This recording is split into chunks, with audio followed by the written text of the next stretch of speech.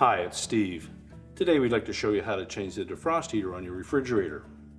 The defrost heater is used to melt the excess frost off of the evaporator to maintain a proper airflow. This particular model uses a U-shaped heater that mounts below and to the sides of the evaporator. It's an easy replacement. Let us show you how we do it. Now, to do this repair, we will be working near some electrical circuits, so the first thing we'll want to do is to unplug the refrigerator. Once we've done that, we'll remove all of the items from the freezer compartment, and then we'll take the shelf out and start the repair. Now, with everything removed from the freezer, our next step will be to remove that shelf. So we'll just lift it up, slide it either left or right, remove one end, tilt it, and pull it out. We'll set that aside. Now, if your model has a light bulb, it'll have this switch and mounting bracket assembly over to the right hand side. We'll need to remove a single screw up inside of that, as well as two screws across the back by the air diffuser. There'll be two in the floor. If you have an ice maker, you'll need to remove that, take that out of the way. If you don't have an ice maker, you'll need to remove that cover where the ice maker harness goes. So we'll start by taking these screws out of the floor.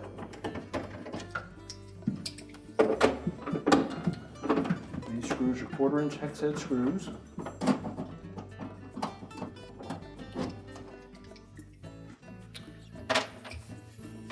We can lift that floor up and pull it completely out of the refrigerator. And we're just going to set that aside.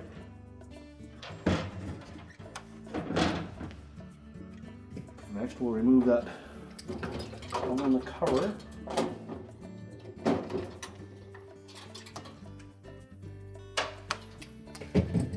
And then just pull down on the top of that cover to detach those two little plastic clips. And lift up and disengage the clip on the bottom. And you should be able to pull that far enough forward that we can access the wire harness that will go to the ice maker. Now just pull those little tabs apart and disconnect it. We can tuck that back into that opening. Now again, if you have the light bulb and switch assembly on the side here, we'll need to remove that screw next.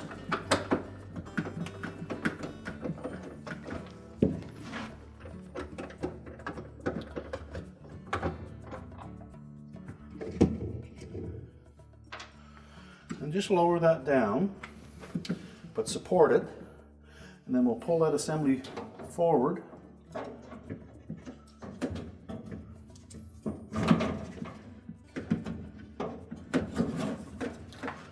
Just get enough harness there that you can let that rest there. Now next you'll see a ground wire clip over where that harness connector for the ice maker is, and we'll need to pull that off. If you can't access it from the front, just tilt that whole evaporator cover forward while lifting up on the bottom.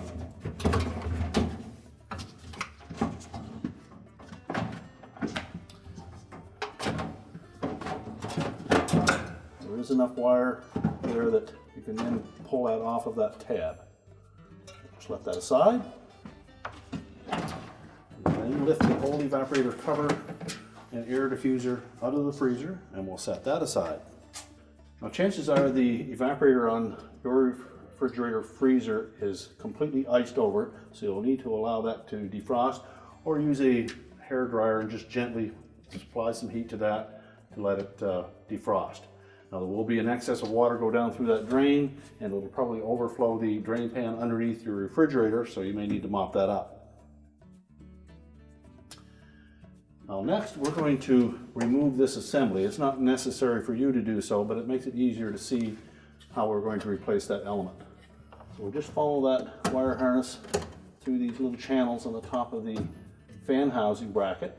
And then we're going to disconnect the harness connector, and then we're going to set that aside.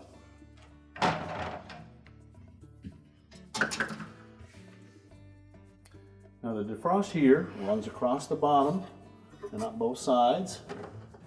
So we're going to trace that harness, and we'll remove that from those channels.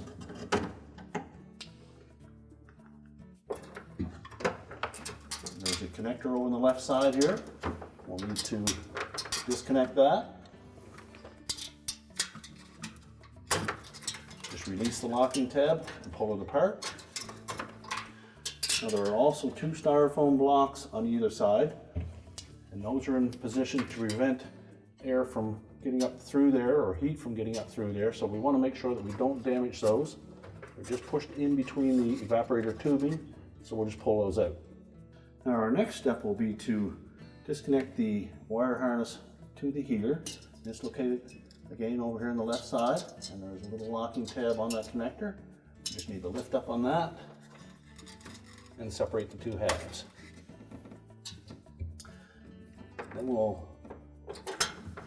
take that harness lead and pull it out of that channel across the top of the evaporator fan motor housing.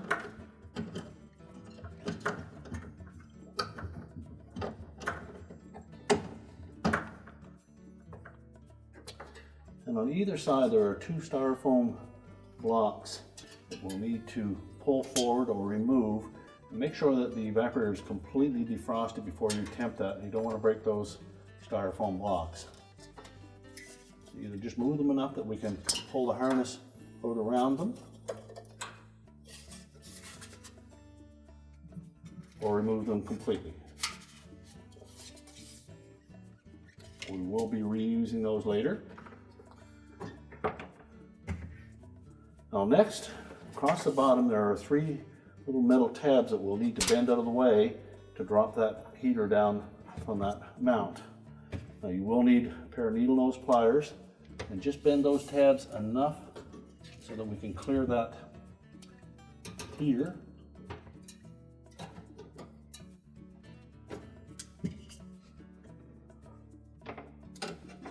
The ones on either end, we'll bend them upwards.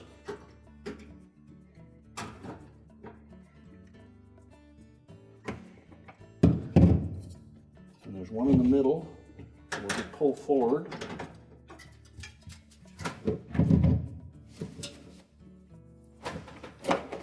There's a clip on the left side that we need to pop that out of as well.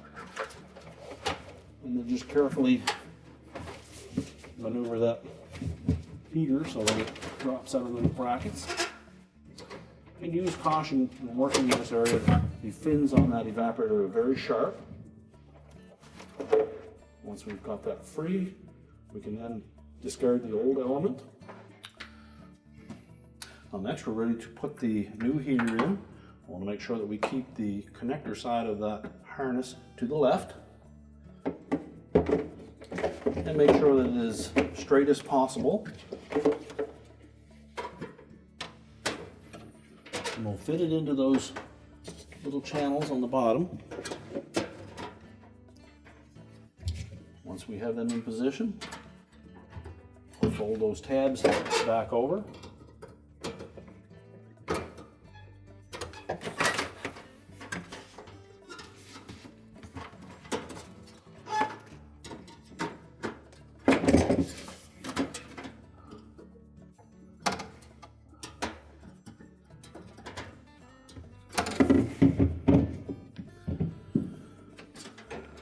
And tilt it upright.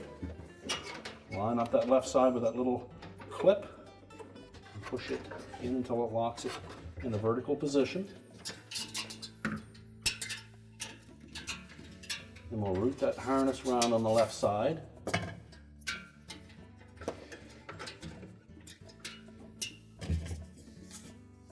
You'll note that that styrofoam block has a little notch that will line up with that harness lead so that you can push it all the way to the back.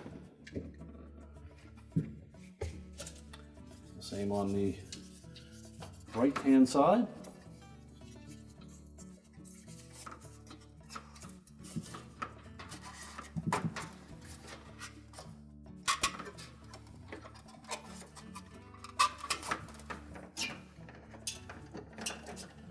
And then route that harness around the top of the evaporator fan housing.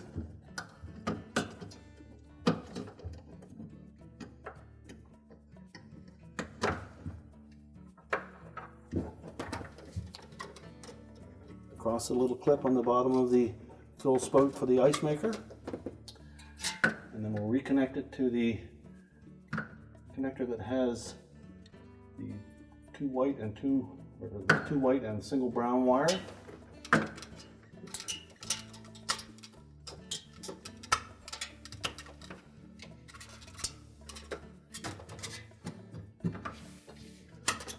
sure there's no stress anywhere on that wire harness. Now next we'll take the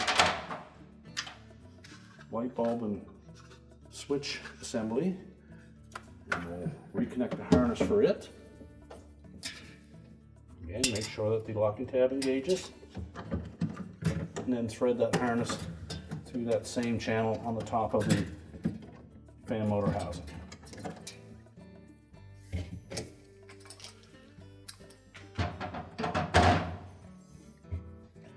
Okay, make sure harnesses aren't being interfered with anything, and then we'll put the evaporator cover back on.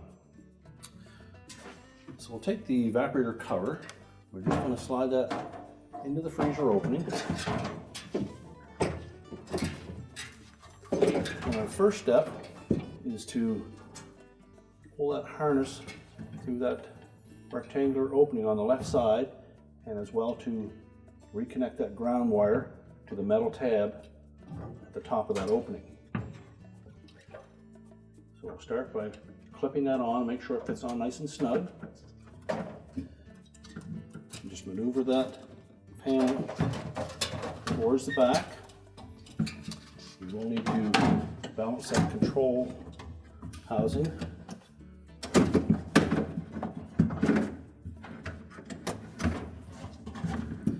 Set the air outlet duct down through the floor. Take the ice maker harness, pull it through that opening, and then we're just going to tilt that evaporator cover into position while making sure that we have the control hooked in behind it. The back portion of that control needs to go in behind the evaporator cover. We also want to make sure that we keep that harness in position across the top of the evaporator fan motor bracket. Just make sure that it stayed in place.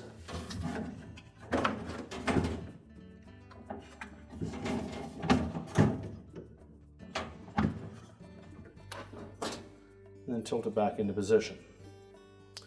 Well, next we should put the switch assembly, reattach that to the ceiling, line it up over that stud on the ceiling, and tighten the retaining screw.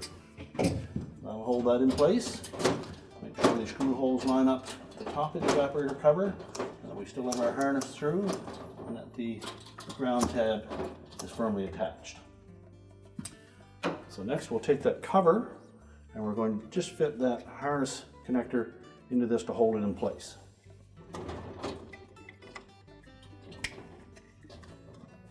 Then we'll take the bottom tab, fit that through the hole on the bottom, snap the two top ones into position, and install the retaining screw.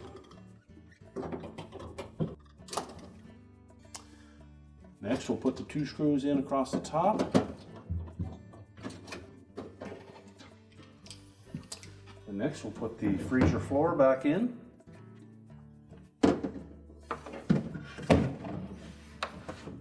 Make sure it slides in under those two tabs on the side of that housing.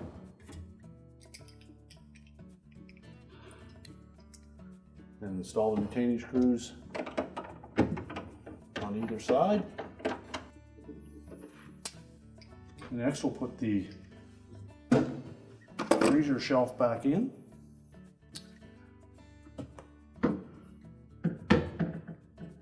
We just need to fit it into whichever level we want by inserting those rods into the top portion of the holes until we have both sides engaged, and then let it drop down so it won't fall out. Now we're ready to reload the freezer. We can now load that freezer back up. We're ready to plug the refrigerator back in, and our repair is complete.